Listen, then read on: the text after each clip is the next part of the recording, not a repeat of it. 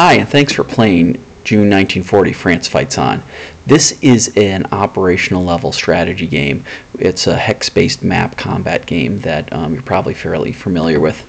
There are a few twists to the way this game works, so I'm going to walk you through a turn just to give you a flavor of how the game is played. Let's start by pressing the play button. So as you can see, you've got a hex-based map. You control the blue tinted hexes. Your opponent controls the orange tinted hexes. As you can see, in the hexes you control, you've got multiple colored squares. In this case, you've got black squares and blue squares.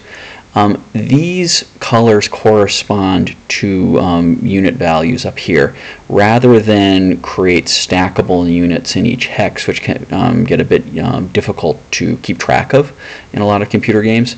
What we decided to do is actually just have a maximum of 4 different unit types, and then have each of them represented by a different square with a different count in each hex.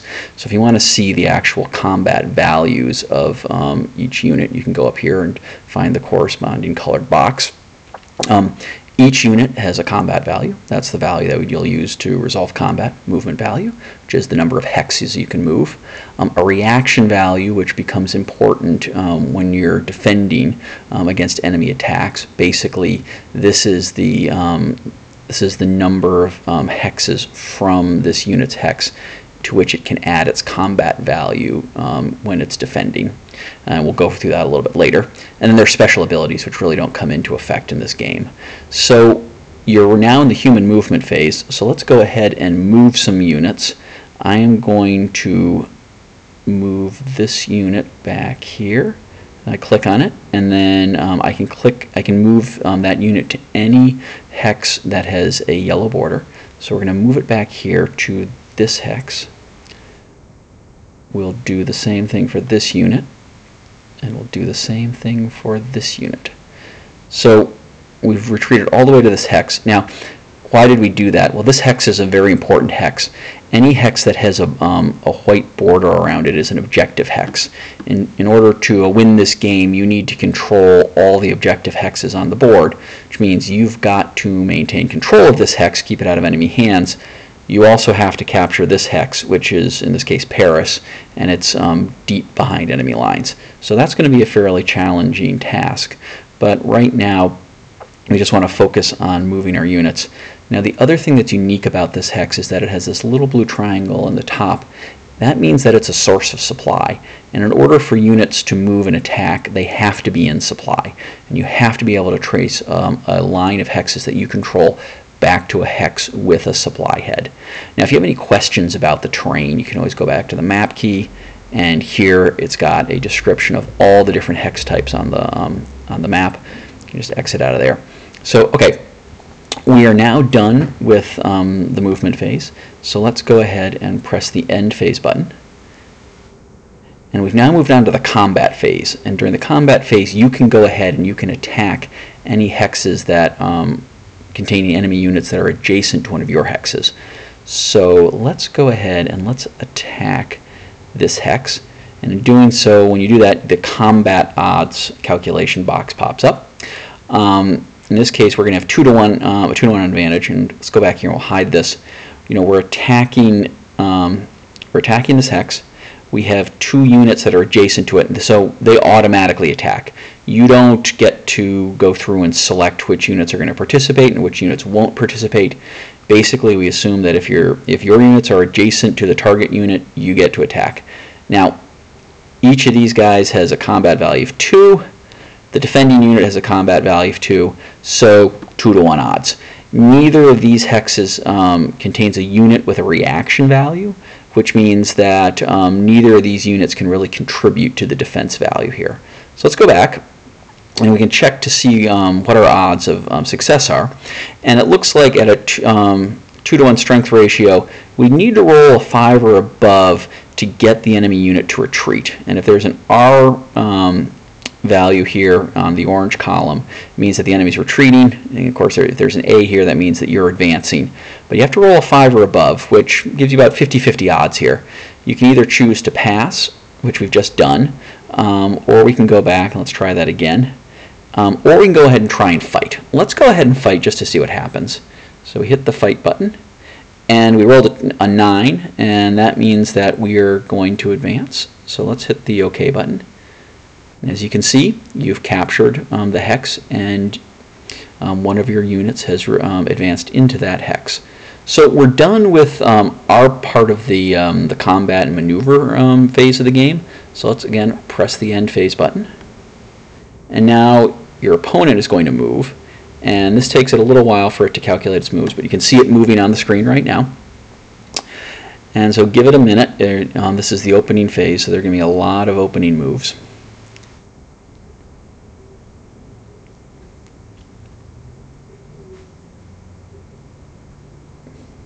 And again, it takes it a little while.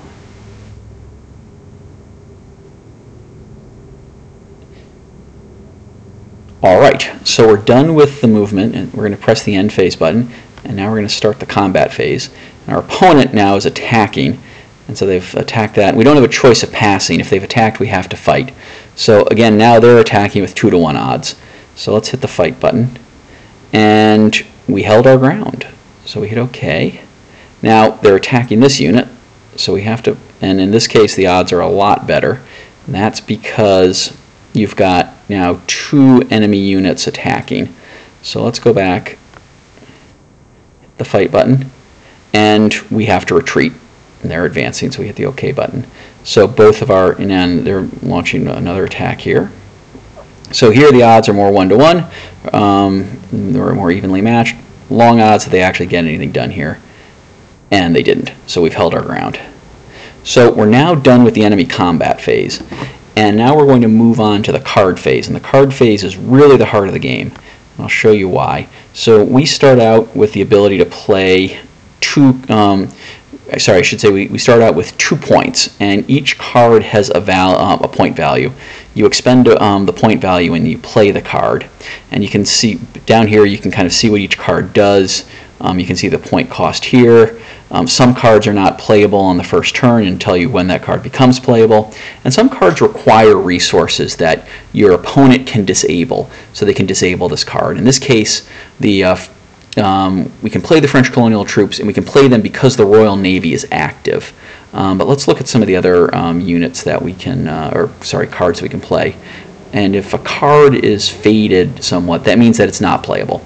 And you can see here that these cards are not playable on turn 1. So let's go find some that are.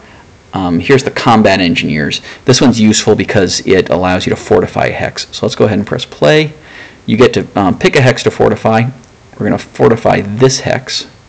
Now, once you've played a card, then your computer opponent gets to play a card. They've played the Mass Surrender card. That's a pretty dangerous card to play. So let's see what the effects are. And no one surrendered. Just a note here.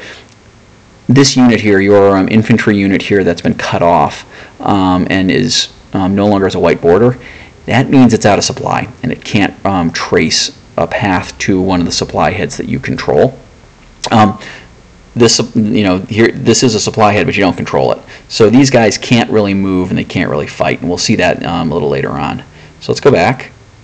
You have to press OK to acknowledge that they've played that. So now we've got we can play one more card because we have one more point. So let's add some reinforcements. I'm going to drop those reinforcements in here. Both sides are out of points, so we're going to press pass. Let's press the end phase button. And now we're ready to start a new turn. So we're almost done. We've gone through a full turn. I just want to demonstrate the supply rules. As you can see, can't really do anything with this unit. It's out of supply. We can't move and it can't fight. So anyway, that is the game, and you're going to play another 18 turns. You're going to receive more reinforcements. Your opponent's also going to be able to play cards, and ultimately you win the game by controlling both of the objective hexes. If you lose control of both of them, then you've lost. If you only control one of them at the end of the game, then it's basically a draw. Anyway, there's also a demo. There's also a demo available in the game, which you can walk through, and there's also instructions always at the top of the screen. So thanks for playing.